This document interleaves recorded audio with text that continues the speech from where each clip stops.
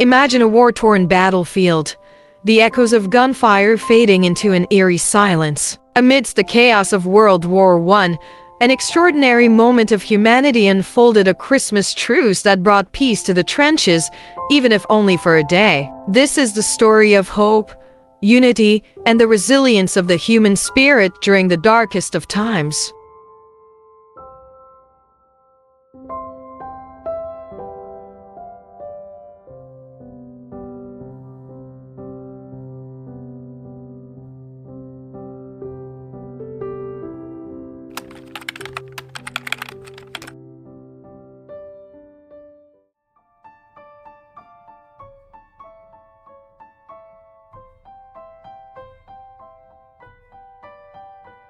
In 1914, the world was gripped by a war that would change the course of history. The Great War, later known as World War I, had begun in July, with nations across Europe embroiled in a bloody conflict. By December, the Western Front had become a frozen, desolate wasteland stretching from the North Sea to Switzerland. Millions of soldiers were entrenched in muddy, waterlogged ditches, separated by a narrow strip of land ominously called no man's land. The reality of war was harsh. Death, disease, and despair ruled the lives of those fighting. By late November, heavy rains turned the trenches into quagmires, making movement almost impossible. The soldiers battled not just their enemies, but also the elements. Frostbite was common, rats infested the trenches, and food was scarce. The sound of artillery was a constant reminder that death could come at any moment. Morale was low on both sides, with many questioning the purpose of the war. As Christmas approached, the mood was somber. Soldiers longed for home, for the warmth of family and festive traditions. Letters and parcels from loved ones brought some comfort. German troops received small Christmas trees known as Tannenbaums, which they placed on their trenches. British soldiers shared tins of plum pudding sent by King George V, yet the celebrations were muted, overshadowed by the grim realities of war. On December 23rd, reports began to surface of unusual quiet along parts of the front. In some sectors, German troops were seen placing lights and decorations on their trenches. The sight was surreal for British soldiers watching from across no man's land. The harsh landscape of war seemed momentarily transformed, as if the spirit of Christmas had infiltrated even the most hostile environments. By Christmas Eve, an extraordinary event began to unfold. German soldiers were heard singing carols, including Still Nacht, Silent Night. British soldiers, recognizing the tune, responded with their own carols. Across the trenches, voices blended in a remarkable symphony of peace. For a brief moment, the war paused and humanity took center stage. On Christmas Day, December 25, 1914, the unimaginable happened. At dawn, German soldiers emerged unarmed from their trenches, holding white flags or lanterns. British soldiers, initially wary, soon realized it was no trick. Slowly, they climbed out of their trenches, meeting their enemies in the middle of no man's land. Handshakes were exchanged, along with smiles and cautious laughter. The truce spread rapidly along the Western Front. Soldiers who had been killing each other just days before now shared gifts of chocolate, cigarettes, and alcohol. Photographs of families and loved ones were shown, and small tokens like buttons and badges were swapped as souvenirs. The men even played football matches in some places, using helmets or cans as makeshift balls. One account described a German soldier named Joseph chatting with a British soldier named William as if they were old friends. The spirit of Christmas transcended language barriers and nationalities. In one sector, French and German soldiers helped bury the dead, conducting joint funeral services. Prayers were said in multiple languages, with chaplains from opposing sides standing together. It was a moment of shared grief and humanity, a silent acknowledgement of the futility of war. Yet, the truce was not universal. In some sectors, the fighting continued, with officers strictly enforcing discipline. For those who participated in the ceasefire, the day was bittersweet. They knew the war would resume, but for a few precious hours, they experienced a rare glimpse of peace in a time of chaos. The soldiers reluctantly returned to their trenches as night fell on Christmas Day. Orders from high command demanded the fighting resume. Some sectors honored the truce for a few more days, but by New Year's Eve, the war was in full swing again. The guns roared back to life, and the fragile peace was shattered. The Christmas truce of 1914 remains one of the most extraordinary events in modern history. Despite the vast scale of World War I and the immense suffering it caused, this spontaneous act of humanity stands as a testament to the resilience of the human spirit. It was an unsanctioned truce, initiated by ordinary soldiers who chose compassion over conflict. High-ranking officials on both sides condemned the truce, fearing it would undermine discipline and morale. In the aftermath, strict orders were issued to prevent any future ceasefires. Officers were instructed to punish fraternization severely, and propaganda efforts intensified to demonize the enemy. Despite this, the stories of the truce persisted, shared in letters sent home by soldiers. One such letter, written by British soldier Private Frederick Heath, described the scene vividly. It was a day unlike any other. The soldiers who had fired at us now shook our hands. We talked, laughed, and for a moment we were brothers. Similar accounts emerged from German soldiers who expressed disbelief at the humanity shown by their supposed enemies. Over the years, the Christmas truce has been romanticized in books, films, and songs. Some critics argue that it was merely an anomaly, a fleeting pause in a brutal war. Others see it as a powerful reminder of what is possible when individuals rise above hatred and division. It showed that even in the darkest times, hope and goodwill can prevail.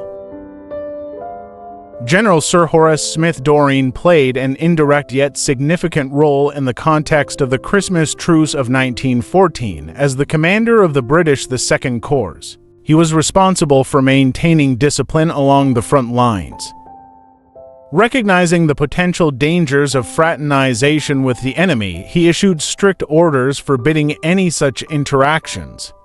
Smith-Dorrien feared that acts of camaraderie could weaken the resolve of his troops and undermine the morale needed for effective combat.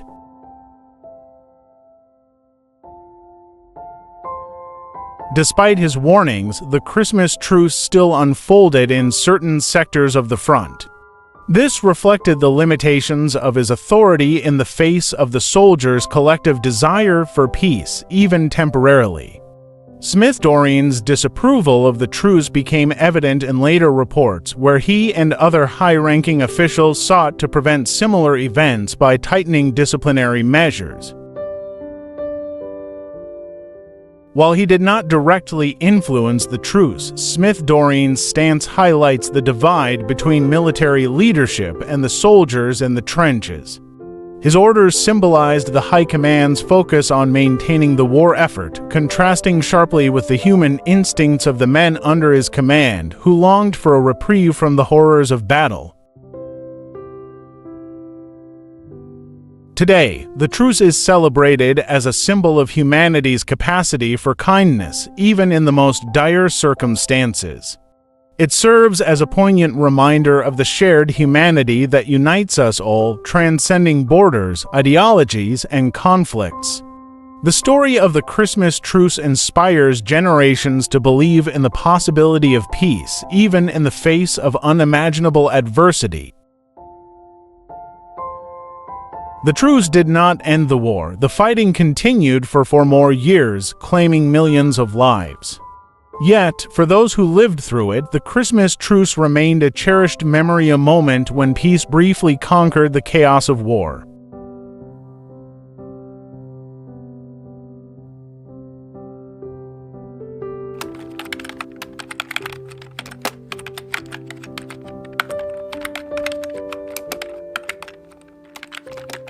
Welcome back, everyone. We're diving into a story today that frankly sounds unbelievable. We're going back to World War I, December 1914 to be exact, to explore the Christmas truce. The Christmas truce, yeah. It's hard to imagine, right? Millions of soldiers dug into these frozen trenches on the Western Front. Morale's terrible, the conditions are just brutal, and death is a constant threat. It's hard to even picture celebrating Christmas in that environment. It is. It really is. And that's what's so fascinating about this event.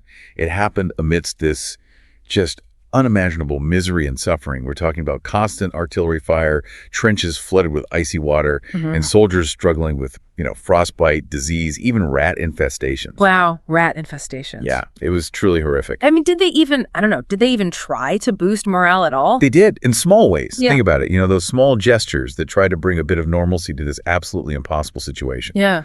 So, for instance, the German troops received small Christmas trees to decorate their trenches. Oh. And King George V sent plum pudding to the British soldiers. Oh. But yeah, you're right. It's hard to imagine, those small comforts, kind of being dwarfed by the sheer brutality of the war. I can't even imagine finding a glimmer of holiday cheer in those circumstances. But that's what makes this story, the fact that it happened at all, so powerful. So how did this truce begin? Was it a planned event? It was anything but planned.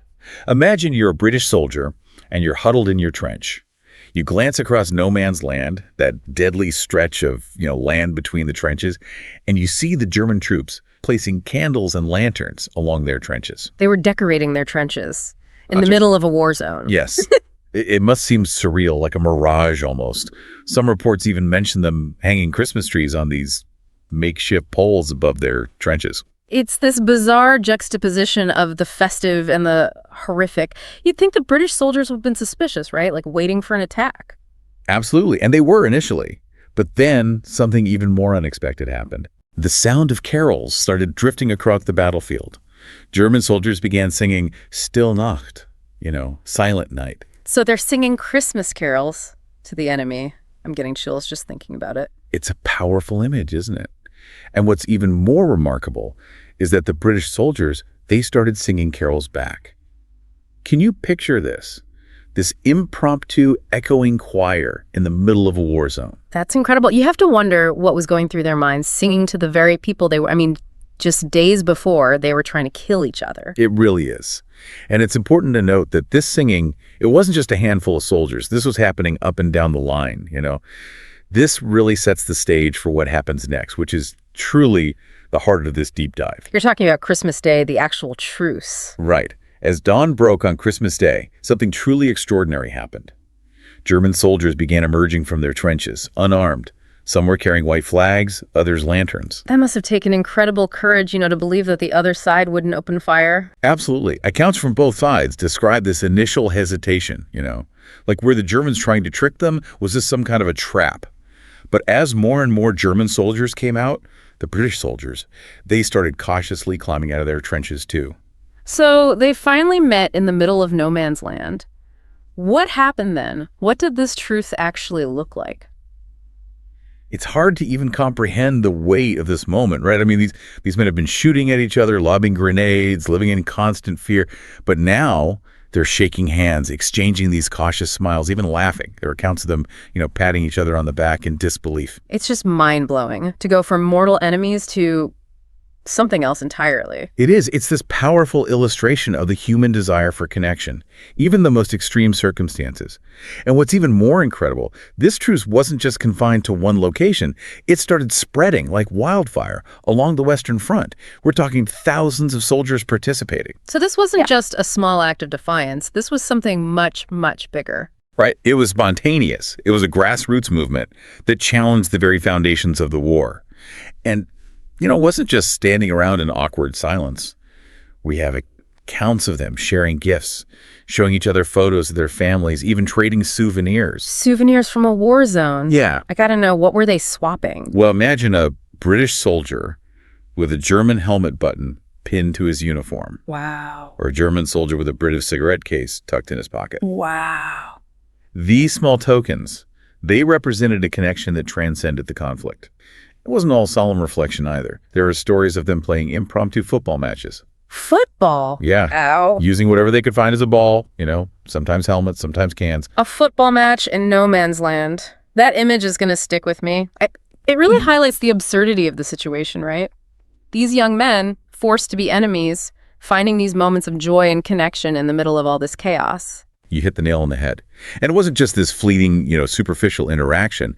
There are stories of deep personal connections forming during the truce. Yeah. Take the story of Joseph, a German soldier, and William, a British soldier. I've read about them. They spent hours talking, like old friends. What did they even talk about? Well, we can only imagine, can't we?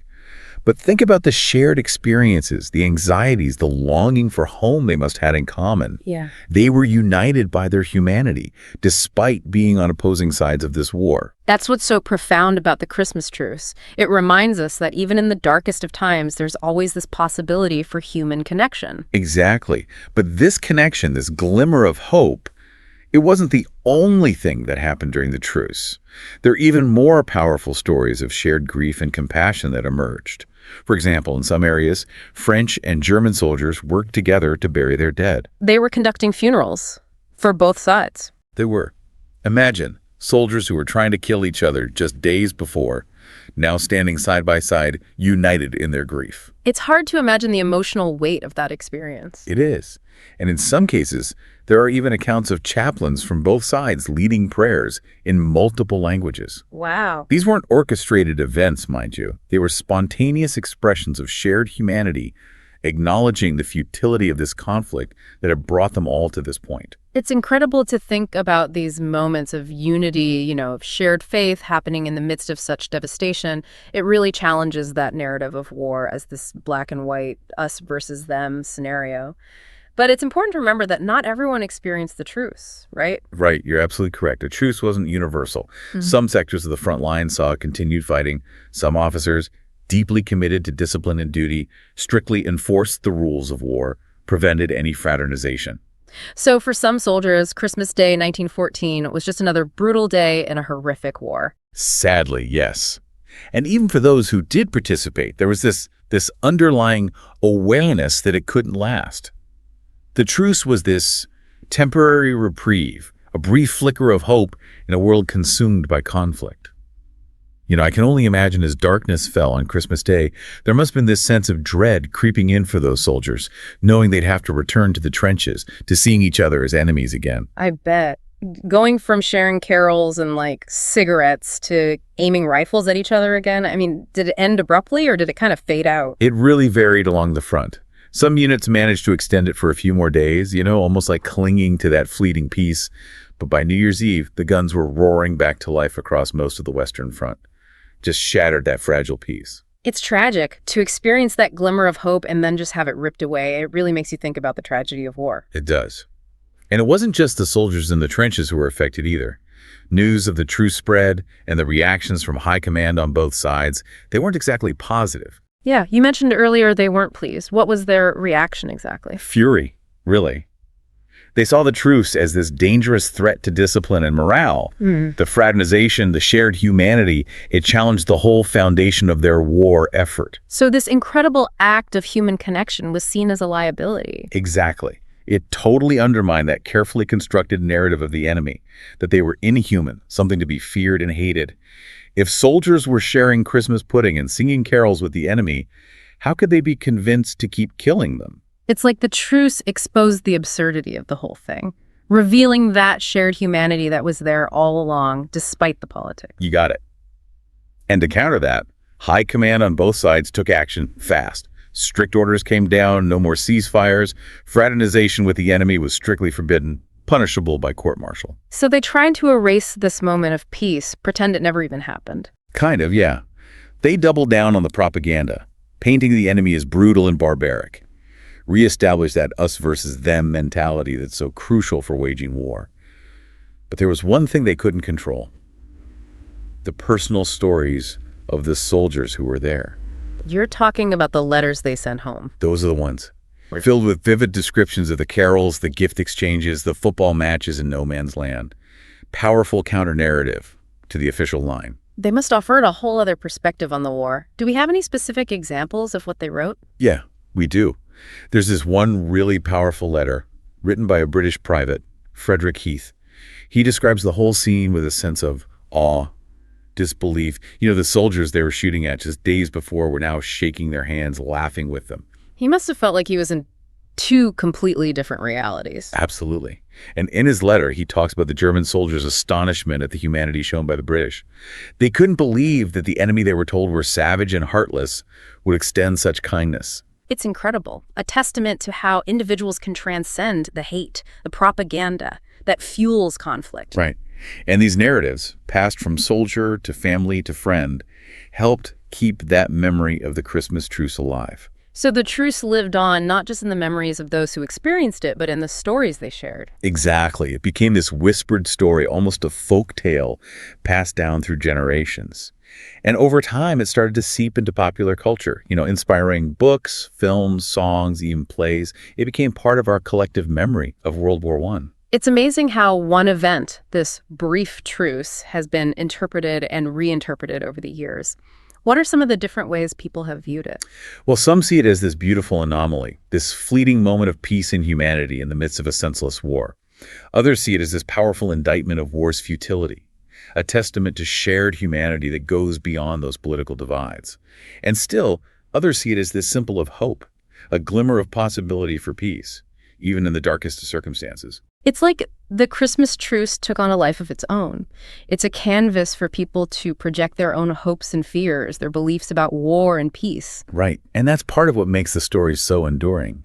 It resonates with us on so many levels, challenges us to confront our own perceptions about conflict, humanity, and, the possibility of peace. But beyond the symbolic power, the Christmas truce holds some really important lessons for us today, even a century later. That's what I love about these deep dives. We explore these historical events, but there are always echoes in our present-day lives. What lessons can we learn from the Christmas truce in a world that still struggles with conflict and division? It's a story that really makes you think, what if? What if that spirit of peace had spread? What if it had actually changed the course of the war? It's a question that stays with you, doesn't it?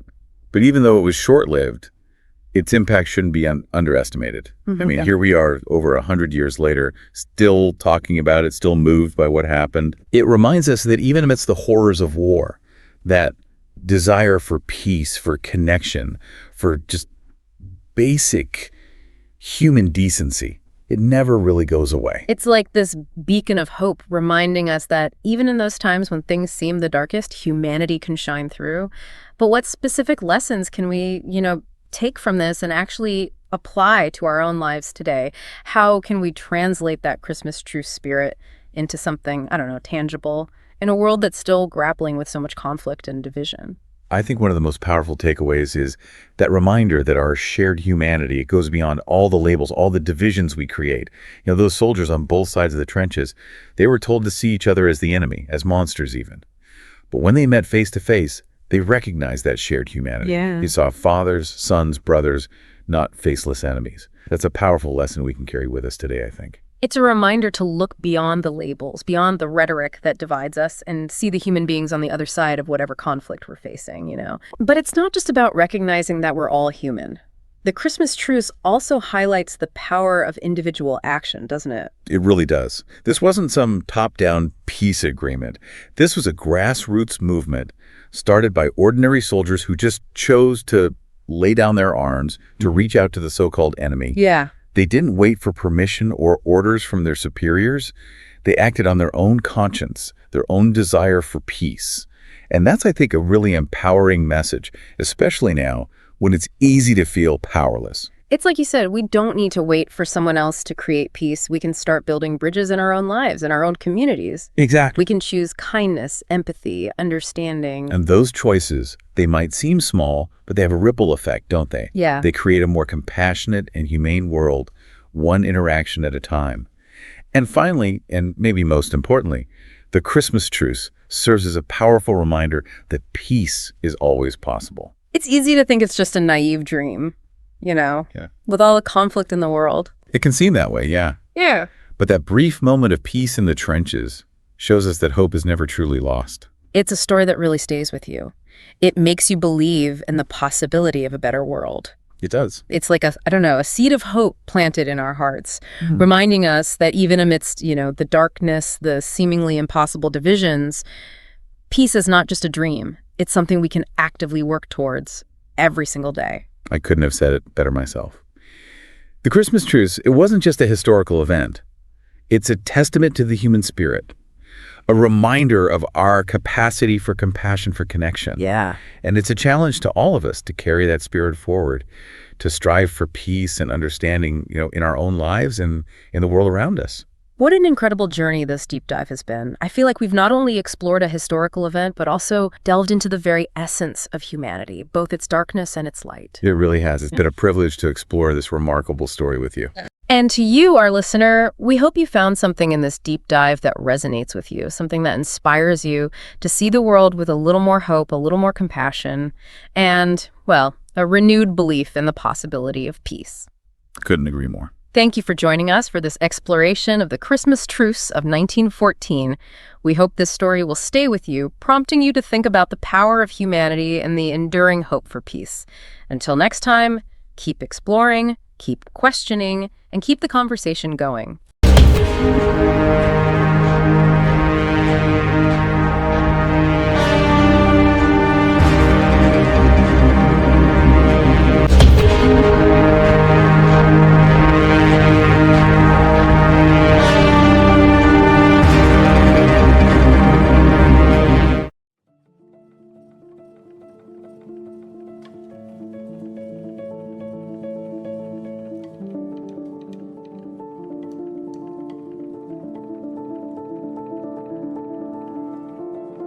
Imagine being a child during the world's darkest hour, where innocence was a casualty, survival a miracle, and hope hung by a thread. From the rural fields of Britain to the secret hiding spots of Europe, these are the untold stories of courage, resilience, and heartbreak. Join us as we uncover the extraordinary journeys of children who faced unimaginable challenges during World War II, finding light amidst the shadows of war.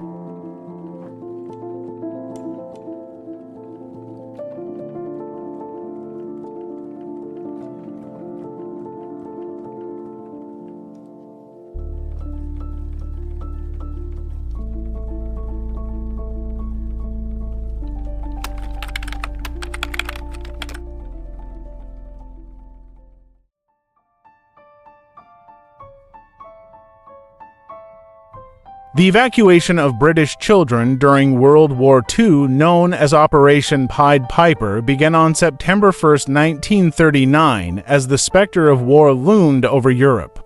The government had long anticipated the destructive potential of air raids, drawing from the devastation caused by bombings in World War I. Over 1.5 million children were moved from urban areas such as London, Manchester, and Birmingham to rural locations thought to be safe from the expected Luftwaffe attacks. The children carried gas masks in small boxes slung over their shoulders, alongside hastily packed suitcases containing their belongings. Each child wore a tag with their name, address, and evacuation group, which became the lifeline to their identity as they were separated from their families. Many children did not understand the magnitude of what was happening, viewing the train rides as an adventure, while their parents fought back tears on the platforms.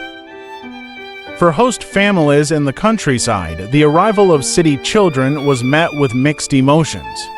Some were eager to help, offering warm homes and a welcoming environment. Others viewed the evacuees as burdens, complaining about their city ways or poor hygiene. Cultural clashes were inevitable, with evacuees struggling to adapt to rural life and its unfamiliar routines. The rural environment offered a stark contrast to the industrial cities many children had left behind. Children were exposed to fields, farm animals, and open skies for the first time in their lives. While some thrived in their new surroundings, others faced isolation and mistreatment, living with families who were indifferent or even hostile toward their presence. The Blitz, which began in September 1940, validated the evacuation efforts. German bombers relentlessly attacked British cities, destroying homes and causing widespread casualties. London endured some of the heaviest bombings, with entire neighborhoods reduced to rubble. Families who had chosen not to evacuate their children often regretted their decision as the air raids intensified. For those evacuated, communication with their families became a lifeline. Letters from children often revealed their loneliness and longing for home, though some also expressed gratitude for the kindness of their hosts. Parents, too, wrote frequently, offering reassurance and updates from the cities still under siege. These letters bridged the emotional chasm created by the war. The emotional toll of separation was profound. Some children adjusted well to their new lives, forming bonds with their host families, while others struggled with feelings of abandonment. Parents often faced guilt for sending their children away, despite knowing it was for their safety. In some cases, the distance strained relationships permanently. Education continued during evacuation, albeit in makeshift schools. Teachers, many of whom had been evacuated alongside the children, did their best to maintain a sense of normalcy. Lessons were often held in village halls, barns, or even outdoors, depending on the resources available in rural areas. The war also brought about unexpected friendships and cultural exchanges. Rural hosts learned about life in the cities, while city children adapted to the customs and practices of the countryside.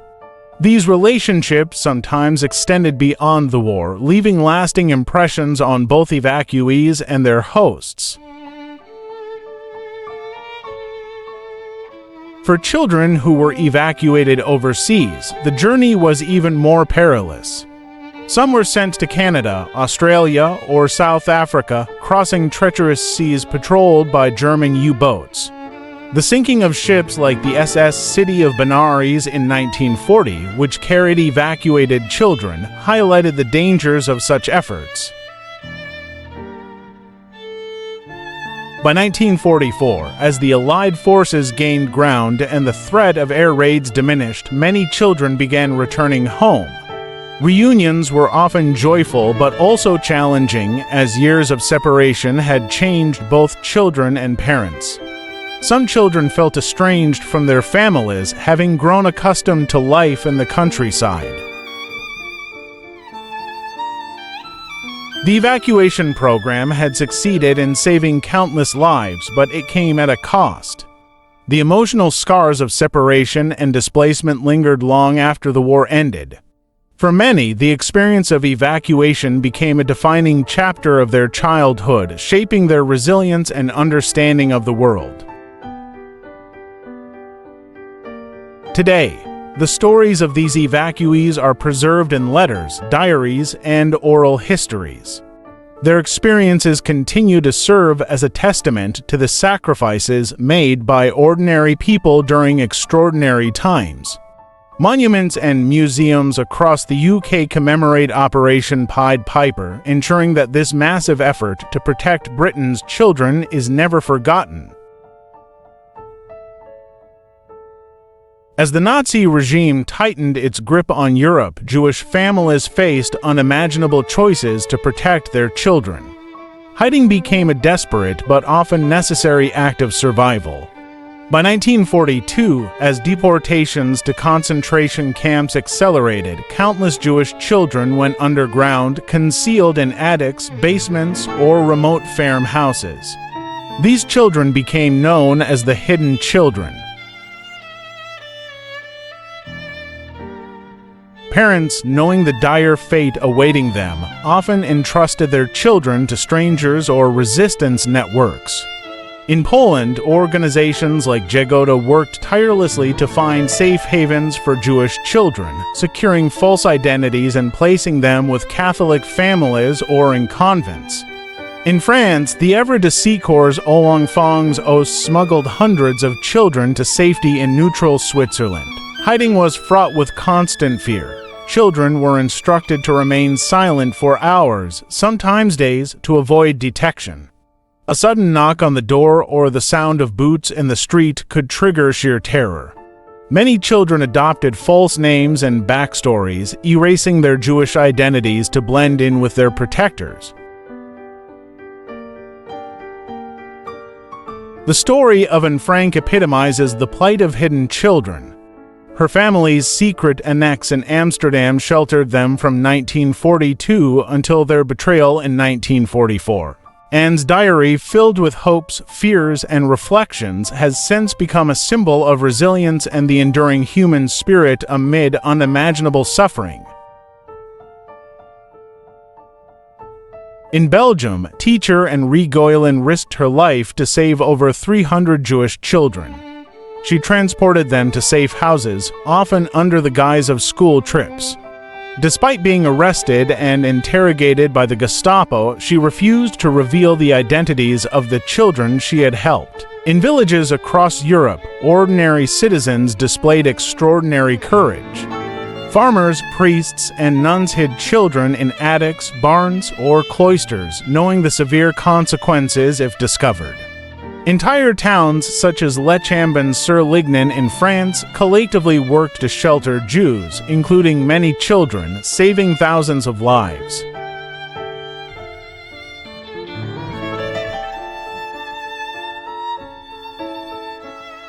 Despite these efforts, many hidden children struggled with the psychological toll of their circumstances. Living in isolation or pretending to be someone else led to confusion and trauma. Some children were too young to understand why they were being hidden, while older ones grappled with guilt for surviving when so many others did not.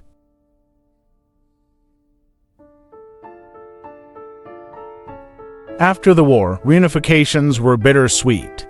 Many children discovered their parents had perished in concentration camps, leaving them orphaned. Others found it difficult to reconnect with their families, having formed strong bonds with their protectors. The post-war years were marked by efforts to rebuild shattered identities and reclaim lost heritage.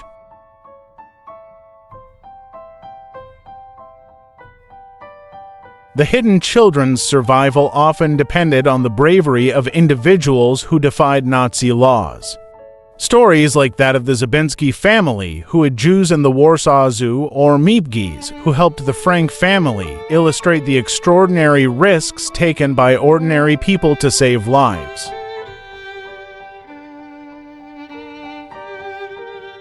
In Eastern Europe, the scale of devastation was immense.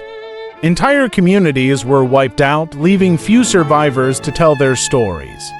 Yet, the accounts of hidden children who endured and survived provide a crucial window into this dark chapter of history. Organizations like the Jewish Foundation for the Righteous have worked to honor the non-Jews who risked their lives to save Jewish children. Their stories remind us of the capacity for compassion and bravery even in the face of profound evil.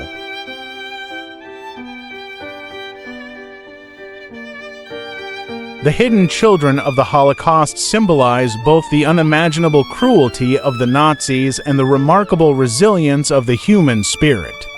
Their survival was a testament to the power of hope, courage, and the kindness of strangers.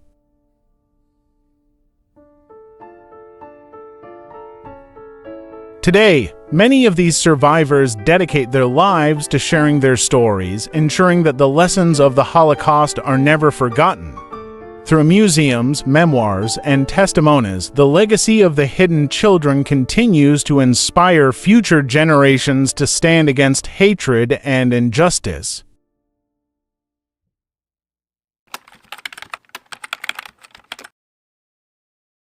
Welcome, everyone. Ready to dive into a pretty heavy but crucial part of World War II. Definitely. And it's not often we think about the kids, right? Right. Operation Pied Piper, evacuating all those British children, and then at the same time, you have Jewish children being hidden all over Europe, both facing incredible danger, but in such different ways. Yeah, it makes you think about the choices these kids were forced into. Adult decisions, but they had no say, really. And what that does to a person long term, We're lucky to have some really personal sources for this deep dive. Diaries, firsthand accounts, and even some research on the lasting effects on these kids, psychologically. Wow, fascinating. But let's start, I think, back in '39.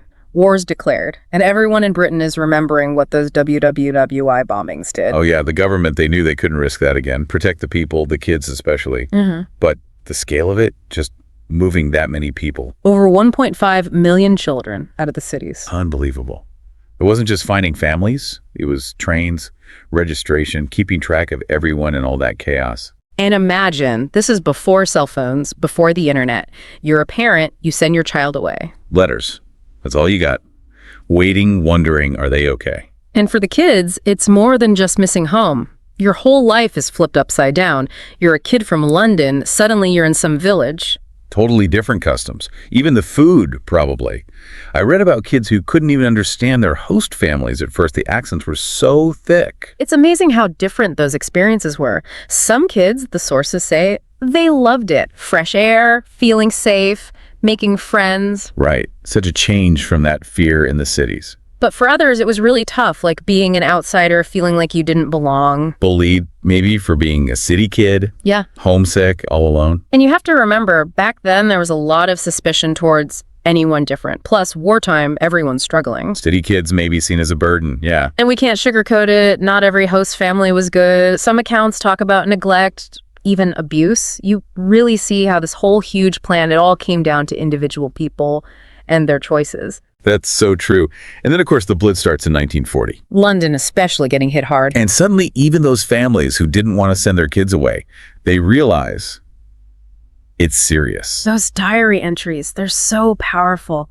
Kids hiding in shelters, the sound of planes constantly overhead, bombs. I can't imagine that terror. And the parents, feeling guilty but also relieved their children were safe.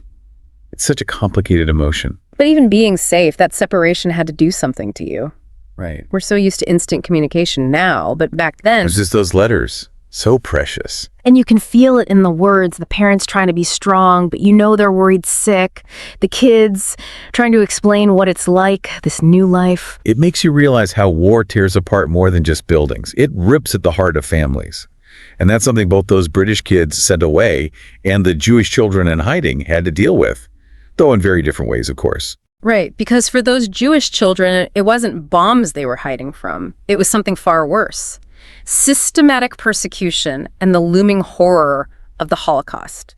To survive, they had to disappear, become invisible in a world that suddenly wanted them gone. Imagine that pressure on a child. Being told to deny who you are, change your name, stay silent, always pretending to be someone else. What does that do to your sense of self as you're growing up?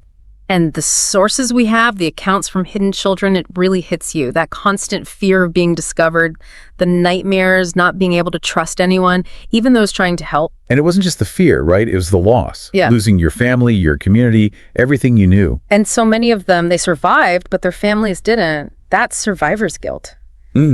How do you even process that as a child? It's hard to fathom. But it's amazing, too, how many people risked everything to help. Like Ogota. In Poland, they were incredible, finding hiding places, forging documents, whole underground networks to support these kids. Wow. And it wasn't just organizations. People like André Gulen in Belgium. She saved hundreds of children, risking her own life, escape routes, hiding kids in convents and schools, even facing down the Gestapo to protect them. It's hard to believe the bravery of people like her, standing up to that kind of evil, doing everything they could to save innocent lives. Yeah, it's inspiring. Yeah. But it's important to remember it wasn't always a happy ending. Many children were caught, sent to the camps. It shows just how high the stakes were and how devastating the consequences of failure could be. But even with all that tragedy, there are still these incredible stories of resilience and hope. Absolutely. And one of the most well-known, of course, is Anne Frank. Her diary, it's such a powerful reminder of how the human spirit can find beauty and meaning, even in the darkest times. And it's amazing. Miep Gies one of the people who helped hide the Frank family, she saved that diary, made sure Anne's voice, her story, would live on. It's powerful, yeah. And her story isn't unique.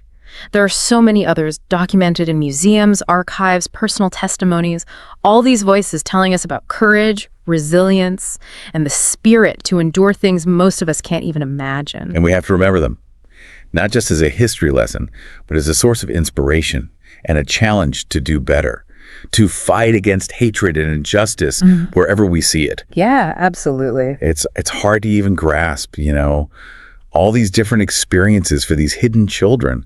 It wasn't just finding a place. It was like creating a whole new life, a new you, while being terrified all the time. Some of them years in attics, basements, barely seeing the sun. And some were luckier than others, right? Yeah, some found families, people who were kind, who tried to make things normal. As normal as it could be, I guess. But others, it sounds like it was just constant hardship, always hungry, never knowing if you'd be discovered. Right. Always moving, never feeling safe. It's incredible how adaptable kids are, how much they can handle. And you see that with groups like Yugo Ta in those sources. Not just hiding places, but forged papers, new identities, even escape routes to other countries. And all this right into the Nazis' noses. It's amazing how they did it. Networks of people, secret codes, figuring out the loopholes in the system. It's like a spy movie. Seriously. High stakes, though. Kids' lives on the line. One thing that stuck with me, they used coded language in letters and messages to avoid detection. Oh, yeah. André Gulen, the woman in Belgium who saved so many kids. She was brilliant at that, like organizing these fake school trips, moving kids between hiding spots right in front of the Nazis. Unbelievable. And she always seems so calm, even with all that danger around her. She even memorized every kid's name, all their details, just in case she was caught so they couldn't get the information from her records. Wow. Talk about dedication. And she's not the only one. The Zabinski family in Poland, they used the Warsaw Zoo to hide people. They knew all about animals, the layout. They risked everything, even their own children's lives, to help. It makes you realize heroism comes in all forms, not just soldiers, but ordinary people making these incredibly brave choices every day. And then you have whole communities like Le Chambon-sur-Lignon in France. Le Chambon, yeah, what an incredible story. They decided as a community to shelter Jewish refugees. It was their moral duty, they believed, to oppose the Nazis. It wasn't just a few people doing it secretly, it was the whole village. Shopkeepers, farmers, everyone. Even the kids. It shows you the power of shared values, doing the right thing even when it seems impossible. But these acts of resistance, they came with a cost, didn't they? Oh, absolutely. A lot of rescuers were caught, imprisoned, tortured, even killed. And even for those who survived, the psychological impact. You talked about the hidden children, but the rescuers, they must have carried so much, that responsibility, the fear, the guilt of those they couldn't save. For sure. When you read their stories, their interviews, their memoirs, it's clear they struggled. Anxiety, depression, PTSD. They question themselves, could they have done more? It's heavy stuff. It's a reminder that doing the right thing, it's not always easy. It can leave scars. Yeah. And it brings us back to how we understand these events, right? Yeah. Do we just focus on the suffering, the loss? Or do we also see the resilience, the courage, those moments of humanity that shine through, even in the darkest times? It's a tough question. I think it has to be both. Acknowledge the horrors, but also celebrate the people who fought back, who helped, who survived. And it's about seeing the connections between these different stories, too. Operation Pied Piper, the hidden children. They're different, but they both come down to protecting kids in wartime. That's a good point. Both involved uprooting kids' lives, taking them from their families, throwing them into new situations, but for very different reasons, with very different outcomes. Yeah, Pied Piper, that was the government trying to keep British children physically safe from bombs. A huge social experiment with its ups and downs. And then the Jewish children, it was all about hiding, about survival, often just ordinary people taking huge risks because it was the right thing to do. And the psychological toll on both the rescuers and the children, that was immense. But both stories show us something about being human, don't they? Yeah. How we can be so cruel, but also so compassionate, capable of terrible things, but also incredible acts of kindness. It's a bit scary when you think about it. That potential for both good and evil, it's all there inside us. And the choices we make, especially in times like that, they have consequences that last for generations. So as we learn more about these events, it's worth asking, what can we learn? How can we use this knowledge to deal with the challenges we face today? How can we make sure the sacrifices of these people weren't for nothing? Big questions. But it starts with being willing to listen to these stories, right? Not just as history, but as human experiences that still matter today. Absolutely. And remembering that history isn't just about the past. It's about understanding ourselves, why we do what we do. The good and the bad, it's all part of us. And the choices we make today, they'll be part of history someday. It's a powerful thought. We have a responsibility to learn from what happened, to honor those who went through it, and try and make the world a better, more compassionate place. It's a lot to take in, isn't it? And we've only just scratched the surface. But it makes you think about the long term, how these things affected not just the kids, but, I don't know, society as a whole. Like, did any of this shape the world we live in now? Oh, absolutely. Trauma, it echoes, down through generations.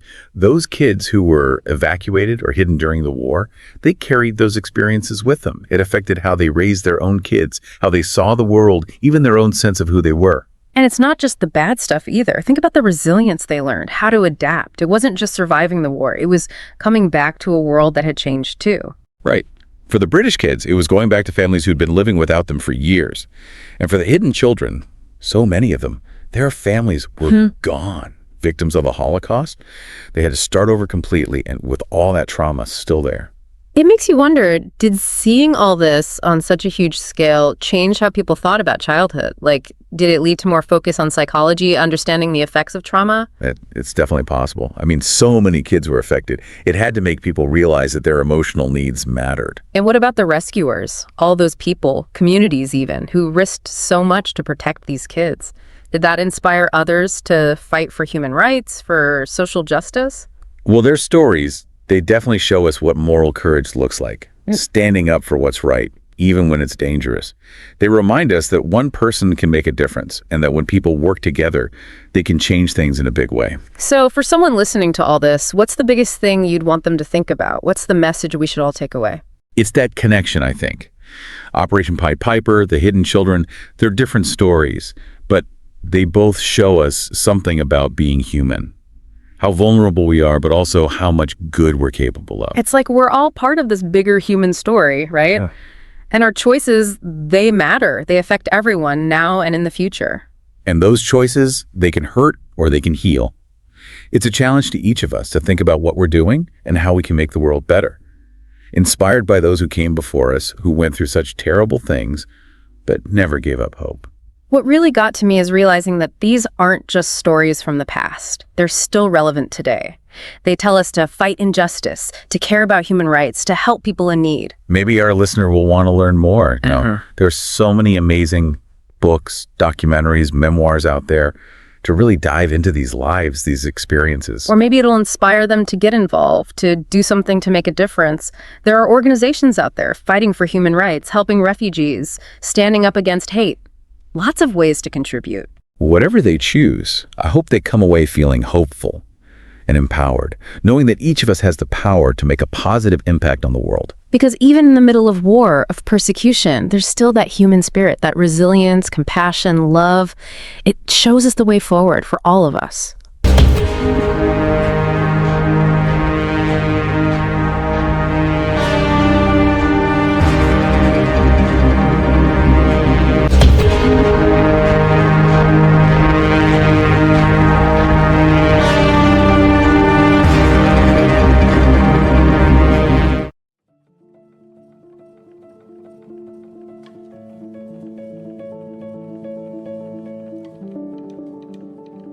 In the chaos of World War II, survival was often a question of fate, resilience, and the last words shared between loved ones. From final letters written on the battlefield to whispered goodbyes at train stations, these moments reveal the human spirit's strength in the face of despair.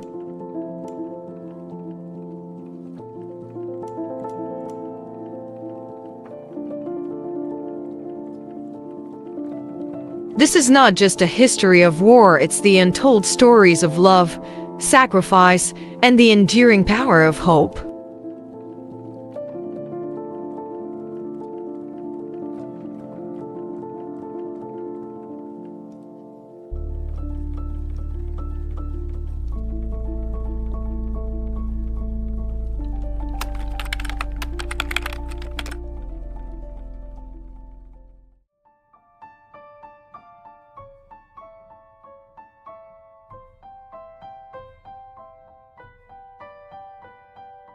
In the midst of World War II, soldiers and civilians alike faced the grim reality of saying goodbye, often not knowing if it would be their last.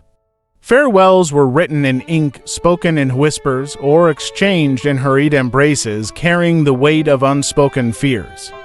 These goodbyes became snapshots of humanity in a time of unimaginable chaos, each one a testament to love, resilience, and sacrifice.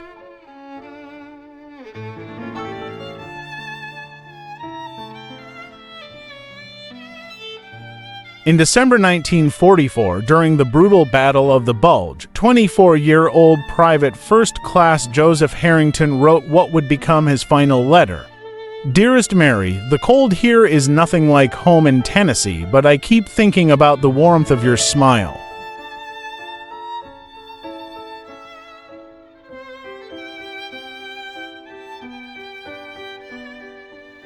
If I don't make it, promise me you'll live your life fully. That's what will keep me alive, no matter where I am." Joseph never returned, but his words lived on, treasured by his family for generations.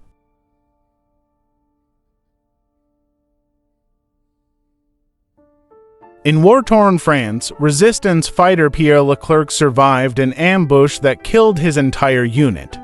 Wounded and alone, he crawled through enemy lines, carrying a blood-stained notebook containing their plans. "I owed it to them to finish what we started," he said.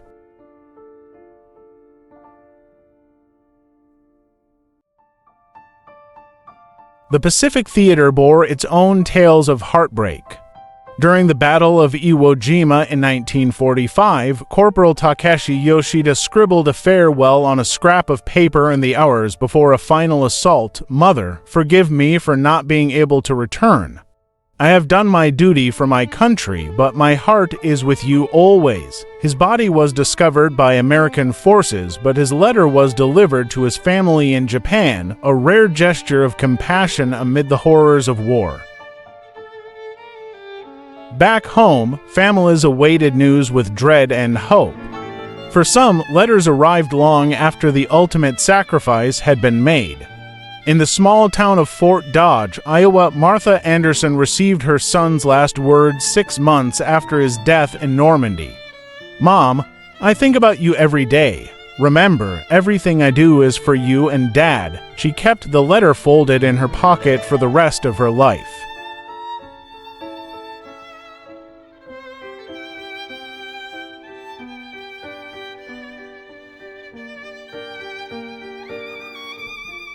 Not all goodbyes were written. During the evacuation of Dunkirk in 1940, Lieutenant Henry Watson had only moments to embrace his fiancée on the shore before boarding a ship.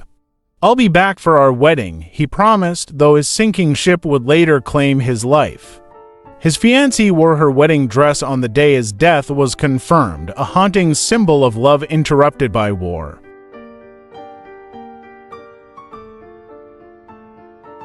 On the home front, children also faced wrenching separations.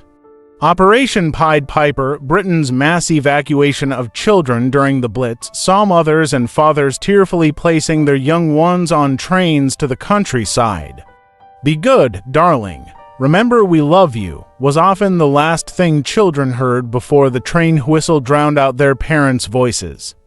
For many, the reunions they dreamed of would never come.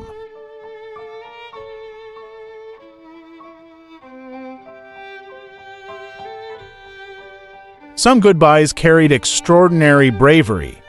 In 1943, Sophie Scholl, a member of the German anti-Nazi group White Rose, wrote her final message before her execution. "How can we expect righteousness to prevail when there is hardly anyone willing to give themselves up individually to a righteous cause? Such a fine, sunny day, and I have to go. What does my death matter if, through us, thousands of people are awakened and stirred to action?"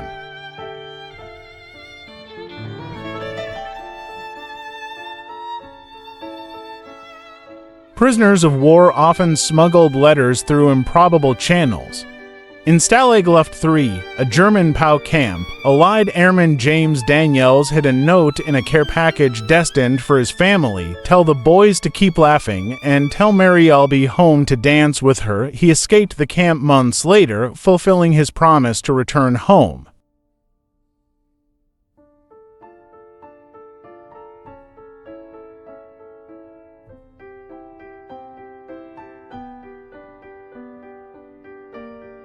As the war drew to a close, final goodbyes became bitter reminders of lives forever changed. In Hiroshima, survivor Akiko Takahashi recalled her last moments with her brother before the atomic bomb struck. "He handed me his watch, saying, 'This is for you, Akiko, keep it safe.' I never saw him again." Goodbyes were not limited to soldiers or civilians. During the Holocaust, countless Jewish families were separated at train stations under Nazi orders. At Auschwitz, 12-year-old Miriam Katz clung to her mother's hand until they were forced apart. "Don't look back," her mother whispered. Miriam survived, but the memory of that moment haunted her for the rest of her life.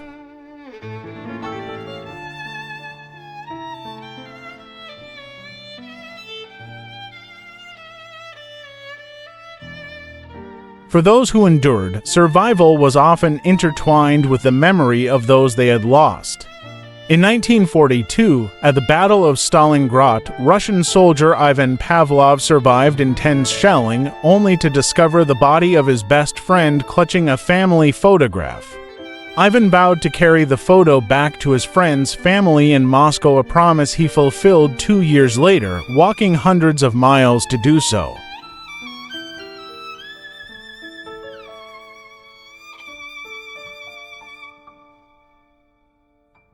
Survivors of concentration camps carried stories of resilience. In 1945, when Auschwitz was liberated, 16-year-old Eliezer Weiss clutched a tattered piece of paper bearing his father's last words, "Stay alive, my son. That is the greatest revenge." Weiss would later recount that message as the driving force behind his survival.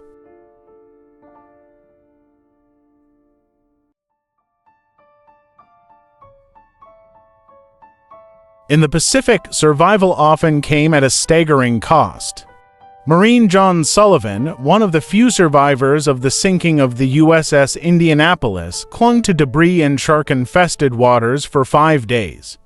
"I kept thinking about Mom and Dad waiting on the porch," he said years later. "That thought kept me afloat."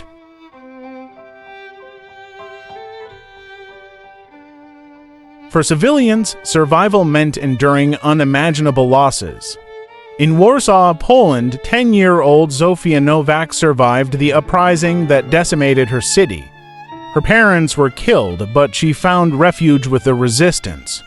"I was told to carry messages because the Germans wouldn't suspect a child," she later recalled. "That's how I stayed alive." Even in survival, guilt lingered. Holocaust survivor Eva Kor, who endured medical experiments at Auschwitz, struggled with the memory of her twin sister, who did not survive. "I lived for both of us," Eva said decades later. "But the weight of her absence never left me."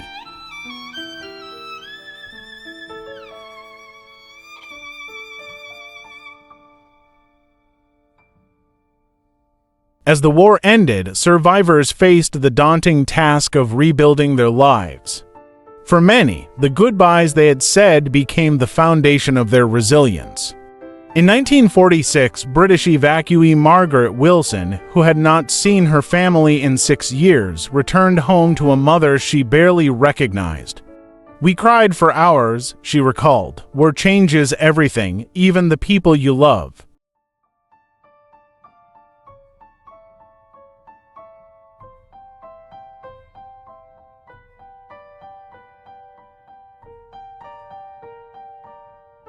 Survivors carried these goodbyes as part of their legacy. Some shared their stories to ensure the past was never forgotten, while others kept their memories private, etched deeply into their hearts. The last goodbyes of World War II remain a testament to the enduring power of love, sacrifice, and the will to survive.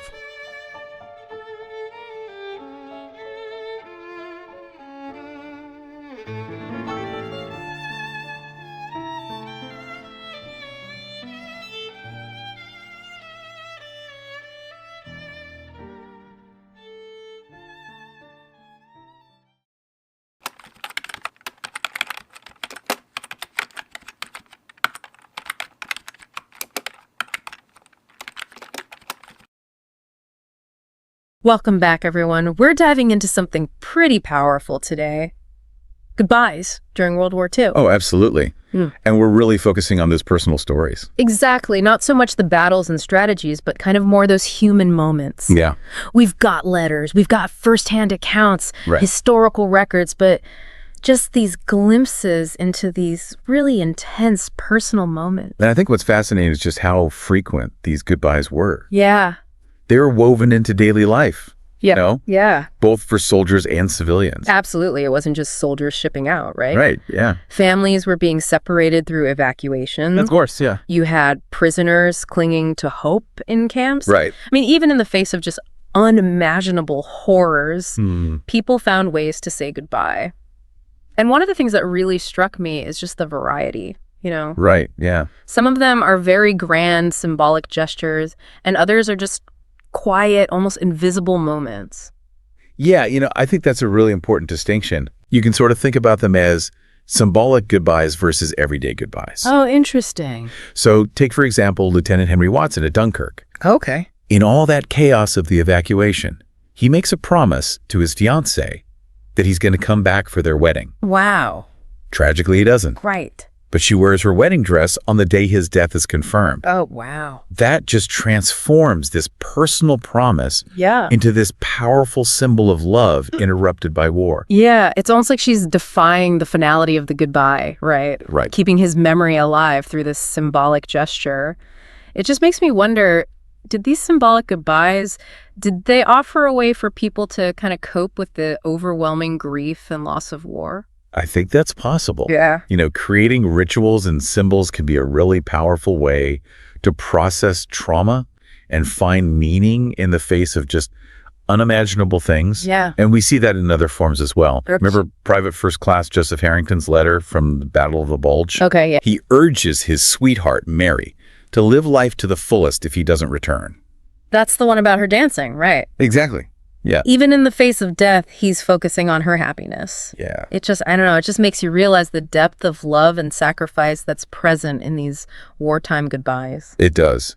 And it also reveals, I think, a fascinating sort of psychological coping mechanism. Yeah. By focusing on Mary's future, he finds a way to make meaning out of his own potential sacrifice. It's a testament to that resilience of the human spirit, finding hope even in the darkest of moments. Yeah. And it wasn't just romantic love. Right. Corporal Takeshi Yoshida's farewell letter to his mother from Iwo Jima, I mean, it echoes that same sentiment. Right.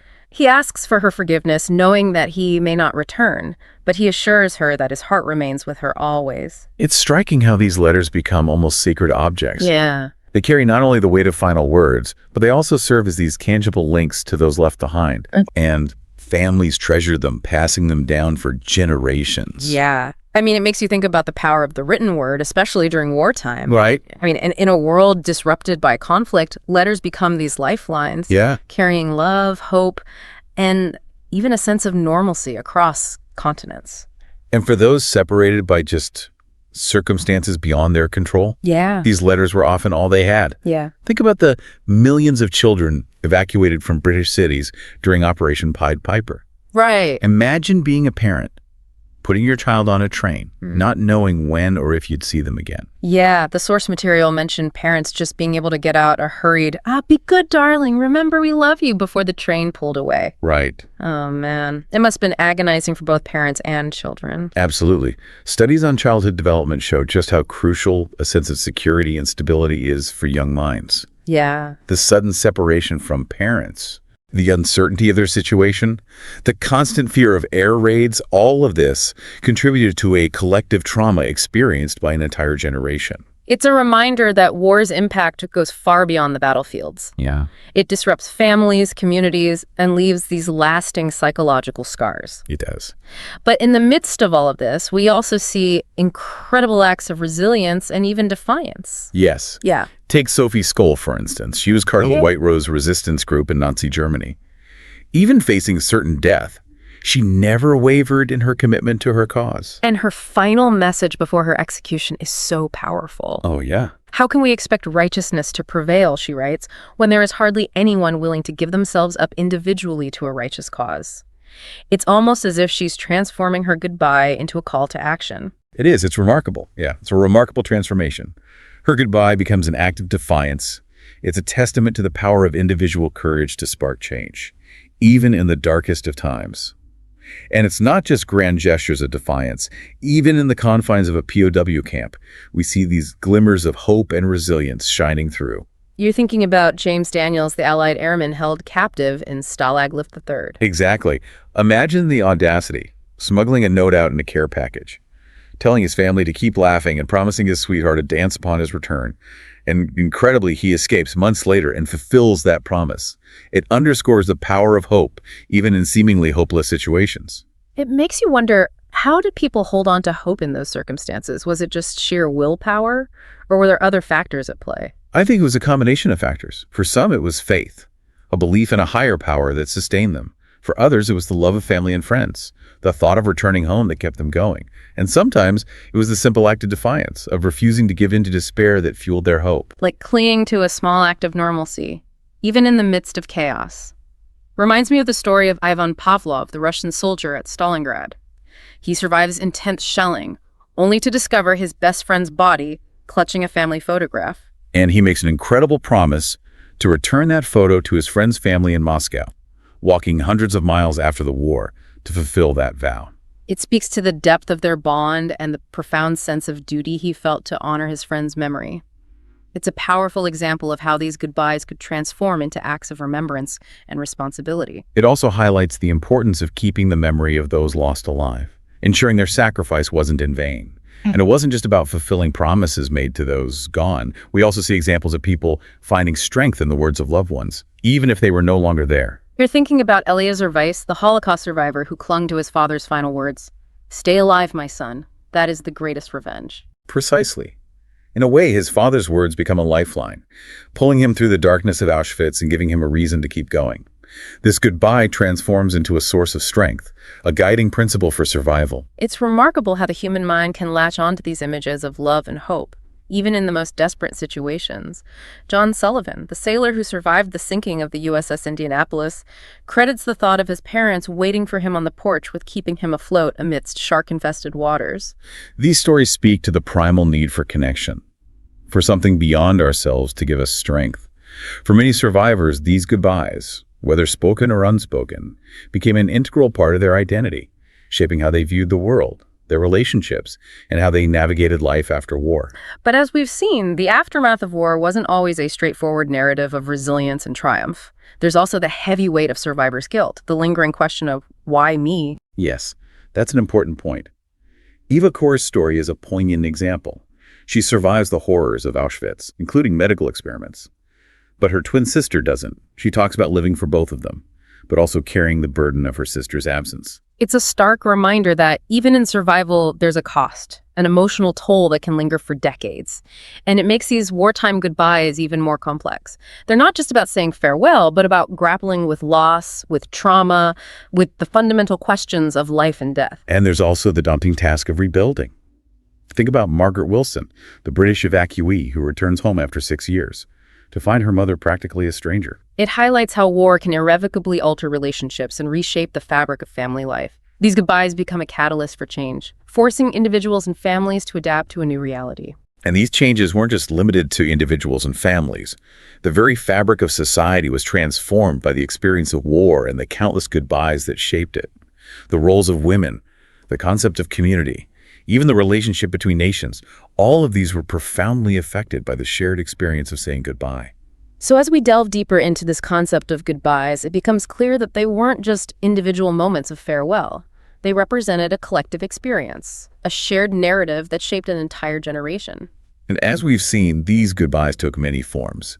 Heartfelt letters, rushed embraces on train platforms, whispered words in the face of unimaginable horrors, unspoken promises etched in memory, each one unique, yet all connected by this profound sense of human connection amidst adversity. Yeah, and that's what makes these stories so enduring. They remind us that even in the darkest of times, even when facing the unknown, the human spirit finds ways to love, to hope, to connect, to persevere, and those acts of resilience, those threads of humanity, they continue to resonate long after the last goodbye has been said. It's like those goodbyes become woven into the tapestry of history, right? Shaping not only the lives of those directly involved, but also influencing the course of nations and future generations. And it's amazing how these personal stories, these intimate glimpses into the lives of individuals, can give us such a profound understanding of war's broader impact. It reminds us that history isn't just about dates and battles. It's about people, their experiences, emotions, and connections. And one aspect that often gets overlooked is the role of objects in preserving these memories. Whether it's a letter tucked away in a drawer, a photograph clutched in a dying hand, or a wash passed down through generations, these tangible items become repositories of memory, connecting the past to the present in a visceral way. You're right. Like that story we talked about earlier about Akiko Takahashi in Hiroshima, who receives her brother's watch just before the atomic bomb drops. A simple act, but imbued with so much unspoken love and foreboding. She never sees him again. But that watch becomes a tangible symbol of their connection, a reminder of his love even in his absence. Exactly. And it highlights another key aspect of these goodbyes, the enduring power of objects to transcend time and connect us to those who came before us. By preserving them, by sharing their stories, we keep those memories alive. We honor the sacrifices made, and we ensure that the lessons of the past are not forgotten. It's like those objects become vessels of emotion, carrying the weight of the goodbyes they represent. Their presence evokes a sense of longing, of loss, but also of love and enduring connection. And that brings us to a crucial point. These goodbyes, these stories of love and loss of resilience and sacrifice, they're not just relics of the past. They hold valuable lessons for us today. They remind us of the importance of human connection, the power of hope, and the enduring strength of the human spirit in the face of adversity. Perhaps by understanding the goodbyes of the past, we can better navigate the uncertainties and complexities of our present. So, as we conclude this deep dive into the goodbyes of World War II, what stands out to you? What do you think are the most important takeaways for us today? For me, it's the realization that goodbyes, while often painful, can also be transformative. They can push us to cherish the present moment, to express our love more freely, and to live our lives with greater intention and purpose. They can remind us of what truly matters and inspire us to build a world where such heart-wrenching farewells become less frequent, less necessary. It's a powerful thought, and one that I hope our listeners will carry with them. You know, these stories remind us that even in the midst of global conflict and unimaginable hardship, the human spirit finds ways to love, to hope, to connect, to persevere. And ultimately, isn't that what makes us human? Indeed. And that's a legacy worth preserving, a lesson worth learning from. Thank you for joining us on this deep dive into the goodbyes of World War II. May these stories of resilience, courage, and love inspire us to embrace the present, cherish our connections, and strive for a future where such poignant farewells become echoes of a bygone era.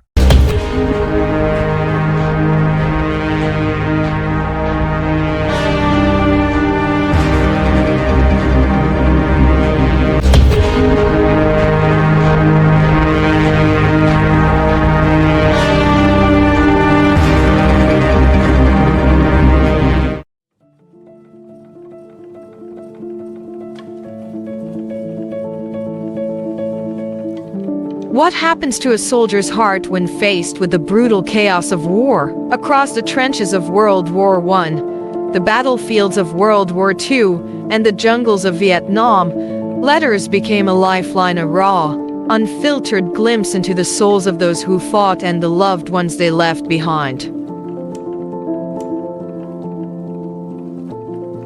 These words, written amidst gunfire and despair, carry not just stories but legacies, etched forever in ink and memory. Today, we journey through the most powerful, heartbreaking, and inspiring letters from history's bloodiest conflicts, uncovering the humanity behind the uniforms.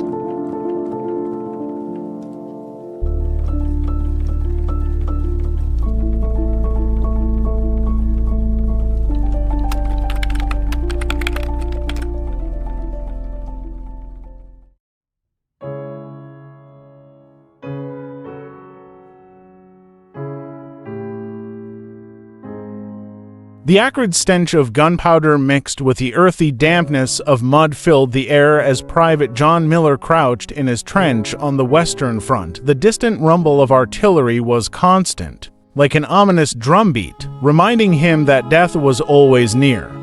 But in his hand, he held a fragile tether to another world, a letter from home.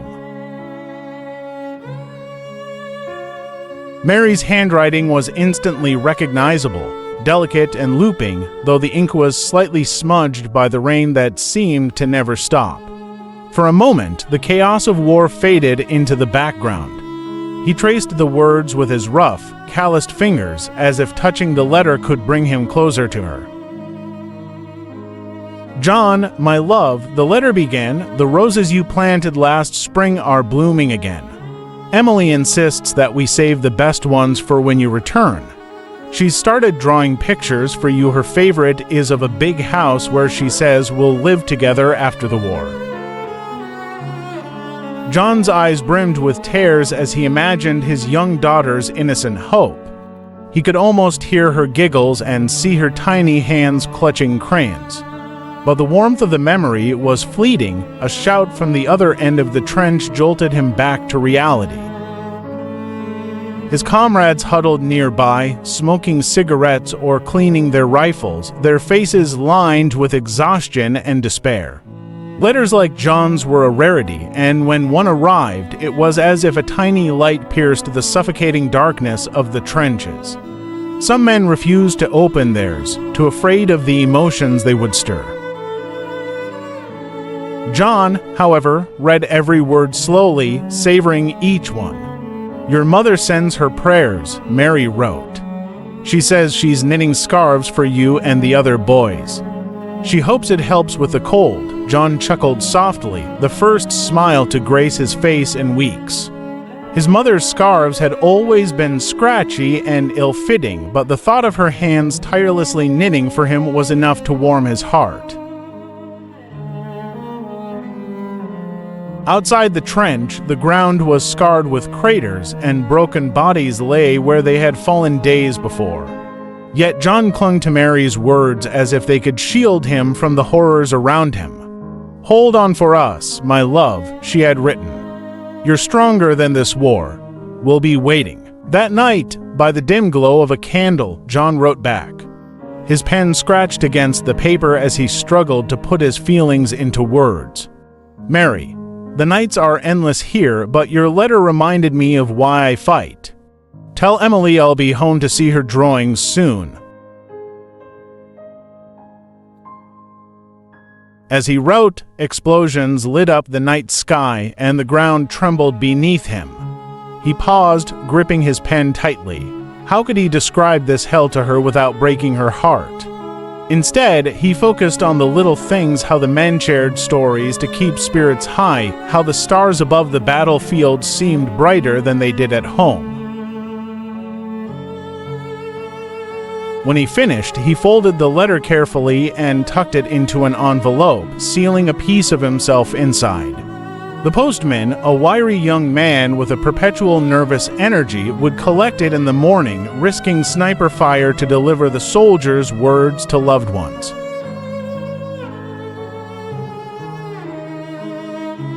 For John and many others, letters were a lifeline. They reminded them of what they were fighting for, a future where the world would be safe for their children. Yet, as he lay down to rest, the letter clutched tightly to his chest. He couldn't ignore the gnawing doubt in his mind. Would he live to see that future? The next day, as the sun barely peeked over the horizon, John prepared for another assault. The letter from Mary remained in his pocket, a talisman of hope amid the uncertainty. He whispered a prayer before stepping out of the trench, her words echoing in his mind, "We'll be waiting." Snow blanketed the Ardennes forest, muffling the sounds of the distant gunfire. Sergeant James Parker sat huddled in a foxhole, his breath visible in the icy air.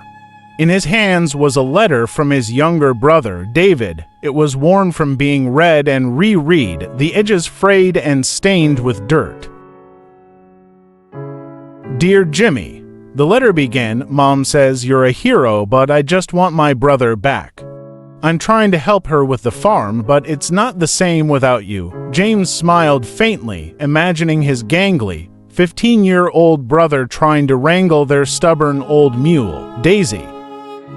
David's words brought a pang of homesickness that James hadn't felt in months.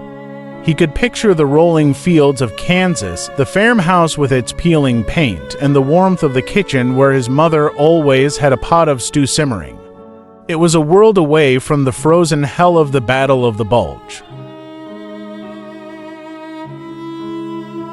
Around him, his squad tried to keep warm. Some rubbed their hands together over a makeshift fire, while others adjusted their helmets against the bitter wind.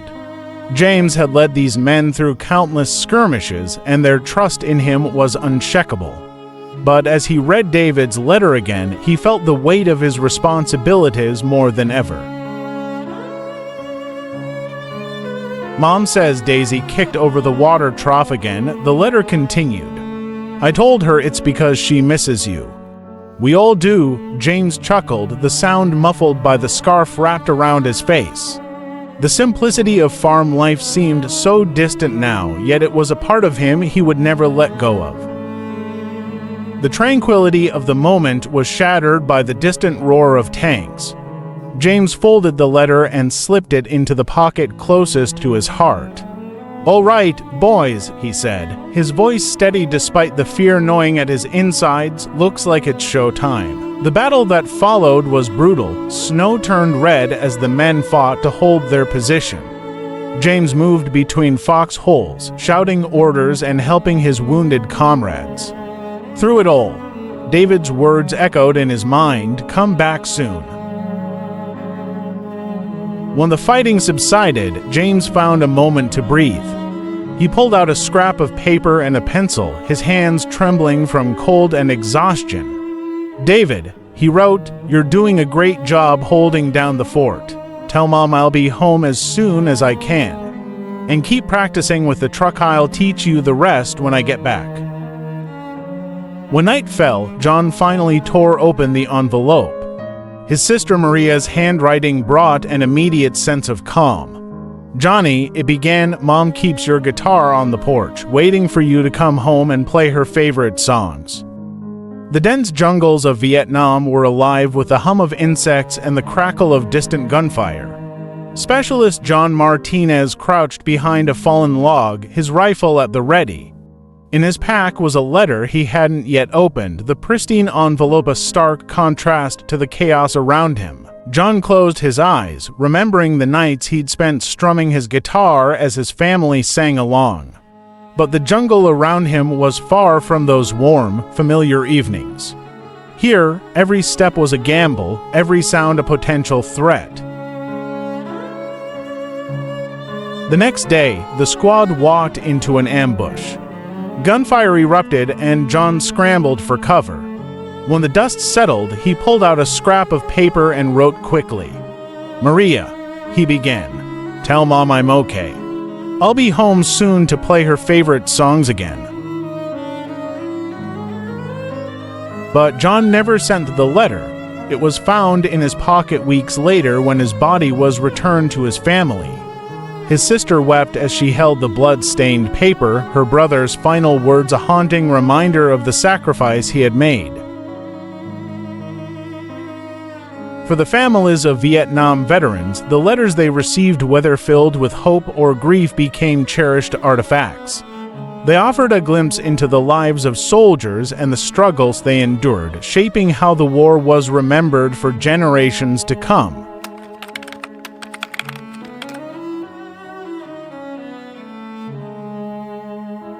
Dear Mom, by the time you get this, I suppose I will be gone. I want you to know how much you mean to me and how grateful I am for everything you've done. I never told you enough when I was home, and I'm sorry for that. You gave me everything a mother could, your love, your strength, and your belief in me. Please don't cry for me, Mom. I've thought about this a lot, and I'm not afraid. I know why I'm here, and I know what we're fighting for. If I don't make it back, know that I'll die thinking of you and home. You'll always be with me, even in my final moments. Tell Dad I'm proud to be his son. Tell him I'll do my best to make him proud of me. And tell little Annie that I'll miss her drawings. I've saved every one she sent, they're in my pack. I hope someone finds them and sends them back to you. I want you to promise me something. Don't let this war take more from us than it already has. Keep living, Mom. Keep smiling. When it's hard, think of me and remember that I'll always be with you, in the stars, in the wind, and in the sound of the rain. I love you more than words can say. Thank you for everything, for being my mom, for believing in me, and for giving me a life worth fighting for. Love always. Buddy.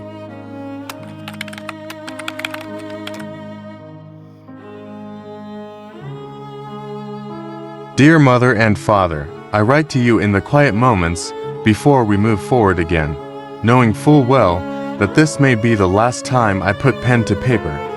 If it is, let me first thank you for the life you have given me, for the love, the lessons, and the music that have shaped the man I am. This war is unlike anything one could ever imagine.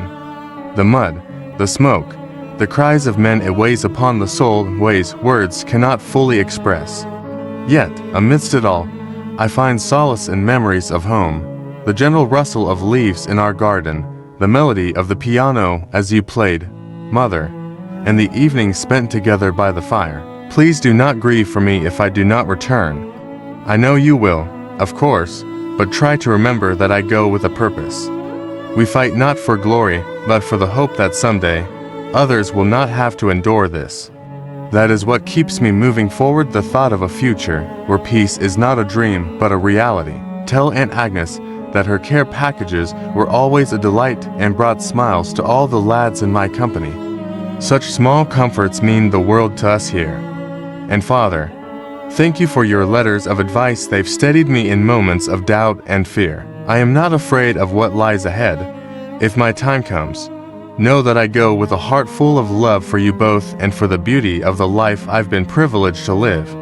Think of me, not as a soldier lost, but as your son who cherish every moment with you. All my love, George.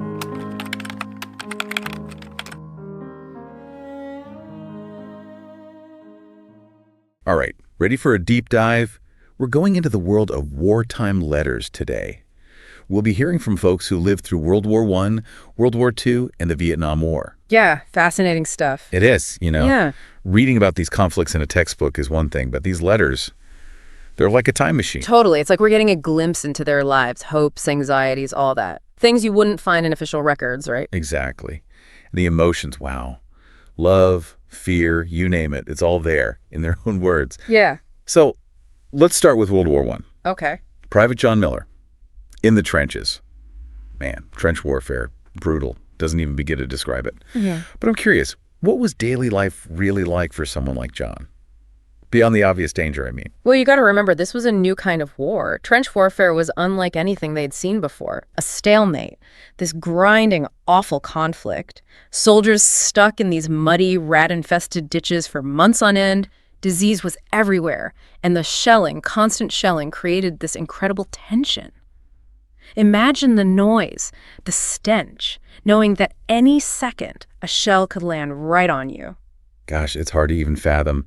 And then into this horrific situation comes a letter from John's wife, Mary. Right. She writes about their daughter, Emily, her drawings, the roses blooming back home. It's such a contrast to John's reality. Yeah. But I bet it wasn't just the good news that made this letter so important to him. You're right. It's what's between the lines. See, Mary mentions knitting scarves for the soldiers, almost like she's trying to, I don't know, extend a piece of home to the front lines. A silent plea for John to hold on to hope. Almost like she's weaving their lives together, even with all the distance and horror. Exactly. And it makes me think, the sources mentioned soldiers gathering to share letters from home. It wasn't just a private thing. No, not at all. It became communal, didn't it? Absolutely. Shared lifelines. Picture this. You're huddled in a trench. The world is mud and fear. Then your buddy reads a letter about a baseball game back home or a neighbor's new puppy. Suddenly it's like you're transported back to a world you'd almost forgotten. Powerful stuff. Yeah, these letters weren't just personal. They were a way for soldiers to remember their humanity, to remind each other that they weren't just cogs in a war machine. It really highlights the need for connection, even in the most dehumanizing circumstances. No. Now, let's fast forward to World War II. The Battle of the Bulge. Okay. Brutal conditions, but in a whole different way. Right. The winter of '44 was one of the coldest on record. Sub-zero temperatures, heavy snowfall, soldiers on both sides facing frostbite, and supplies were dwindling. Wow. The fighting in the Ardennes forest was a struggle for survival, pure and simple, a far cry from the static trenches of World War I. And in this frozen hell, we meet Sergeant James Parker. Yeah. James gets a letter from his younger brother, David. David's back home in Kansas on the family farm. He talks about struggling to manage the farm work, taking care of their mother, missing James like crazy. Was that common? Families back home dealing with those burdens? Absolutely. A lot of letters from that time show the hidden costs of war, what was happening back home. David's letter is a perfect example. Yeah. He's putting on a brave face, telling James he's got everything under control, but you can sense the worry, the longing for his brother. That unspoken weight, it's heavy. And for James, fighting in the bulge, surrounded by death, freezing, what impact did a letter like that have? It became a huge motivator. David's descriptions of farm life, their mother waiting, it's a stark contrast to James's reality. Yeah. A reminder of everything he's fighting for, a little piece of home he can carry with him. It's like a shield against despair. And James writes back, reassuring David, promising to teach him how to drive the truck when he gets home. Right. These little promises, did they take on a whole new meaning in wartime? Absolutely. When you're facing death, those everyday promises become so important. They represent the future, the life they're fighting to get back to. It's that yearning for normalcy, for connection, that really stands out. Okay, for our last story, we're going to the jungles of Vietnam. This conflict, a whole new set of challenges, wouldn't you say? Completely different. The terrain, the guerrilla tactics, ambushes everywhere. The psychological strain was unlike anything they'd faced before. Yeah, a whole different kind of war. And in this environment, this unfamiliar, dangerous place, we meet specialist John Marquinez. Right. He gets a letter from his sister, Maria, full of news from home, She talks about their mother, the guitar John left behind, how everyone's waiting for him to come home and play for them again. It's a nice image, but knowing what we know about Vietnam, it's almost like there's this shadow over it. Yeah, and that's what makes John's story so sad. Right. He writes back full of hope, talking about coming home, playing music for his mother, even teaching Maria some chords. But, and this is the tough part, he's killed in an ambush before he can send it. Oh, wow. The letter, it's found in his pocket, a reminder of a future he'll never have. It's like a symbol of all those lost hopes, not just for John, but for so many who served in Vietnam. Yeah. And it makes you think about the families back home, receiving the news, but never getting that final letter, that last connection. Yeah. It adds another layer of tragedy, doesn't it? It does. It really highlights how war reaches beyond the battlefield, Yeah. leaving families and communities dealing with loss and grief for years. Years and years. These letters, they're not just personal stories. They show us the collective trauma of war. Exactly. Each one is like a piece of a bigger story. Yeah. And when you put them together, you start to see the real human cost. Right. We've talked about these letters individually, but what I find fascinating is how they kind of speak to each other across different wars, different times. What connects them all? What common threads do you see? Well, the emotions, for one, whether it's John Miller in World War I finding comfort in his wife's words, or James Parker in World War II drawing strength from his brother's letter, there's this longing for home, this connection to family that runs through all of them. Like a fundamental human need that gets amplified in wartime. Exactly. And what about the letters themselves? Do you see any changes in how they're written, the things they focus on from World War I to Vietnam? That's an interesting point. In the early letters, there's a lot of talk about duty, patriotism, the big picture of the war. Yeah. But as you get into World War II and Vietnam, there's a shift. They become more personal, more about the individual's experience. They wrestle with the mental toll of war, the moral questions, the disillusionment. So it's like the letters reflect a growing awareness of how complex war really is. Exactly. They challenge the simple narratives of heroism and victory. They make you see the human side of it all. Right. It's easy to get caught up in the big events, the battles, the strategies. But these letters remind us that war is really about people, individual lives changed forever. So for someone listening to this, what's the big takeaway? What do you hope they walk away with? Empathy, I think. These letters, they invite us to see things from the perspective of those who serve, to feel what they felt, to understand the impact war has on everyone, not just the soldiers. Connecting with history on a human level. Yes, exactly. Not just dates and battles, but the stories of real people. Right. And that connection, it's powerful stuff. It is. It reminds us that history is not just something that happened in the past. It's something we're all part of, something that still shapes our world today. You've spent a lot of time with these letters, immersed in these stories. What surprised you? Did anything challenge your own ideas about war? Well, I went in expecting, these big pronouncements of patriotism, stories of bravery, and those are there, of course. But what really struck me was the honesty, the vulnerability. They talked about their fears, their doubts. It humanized them in a way I wasn't expecting. Yeah, it really shows you what courage is, right? Not the absence of fear, but acting in spite of it. It makes you wonder about the letters being written today, by soldiers, I mean, serving in current conflicts. Do those letters have the same impact, do you think? That's a good question. I mean, in some ways, it's easier for soldiers to stay in touch now, right? Emails, texting, video calls. They can connect with their families instantly. Yeah. But a handwritten letter, it's different. It's slower, more thoughtful. I agree. There's a weight to it, Putting your thoughts and feelings on paper like that, it's not something you can just delete. Right. It's permanent. Yeah. And that permanence, that's what makes these wartime letters so valuable to historians. Absolutely. They give us a direct link to the past without any filters. Like a window into that moment in time. Yeah. The raw emotions, unfiltered, really powerful stuff. It is. This deep dive has got me thinking about my own family. We've got boxes of old letters, photos tucked away in the attic. I'm kind of feeling the urge to go dig through them, see if I can find any connections to these events, You should. You never know what you might find. Yeah. These primary sources, they're not just for academics, they're for everyone. A way to connect with our own past, understand where we came from. So putting together a puzzle, Right. Using these pieces of past to understand our own families, how their stories fit into the bigger picture. Exactly. Okay, before we wrap up, one last thought for our listener. Okay. Imagine you're in the same situation as one of these soldiers, facing incredible hardship, and you have the chance to write a letter home. What would you say? What words would you use to bridge that distance, to comfort your loved ones, or maybe even just to say goodbye? Wow. Yeah. That's a powerful thought, isn't it? To put ourselves in their shoes, try to imagine those emotions and what we would say if we were facing the same impossible choices. It reminds you that these weren't just names in a history book. They were real people with hopes and dreams and families. Right. And their stories, told through these letters, they can move us, challenge us, connect us to the human experience in a way that few other things can.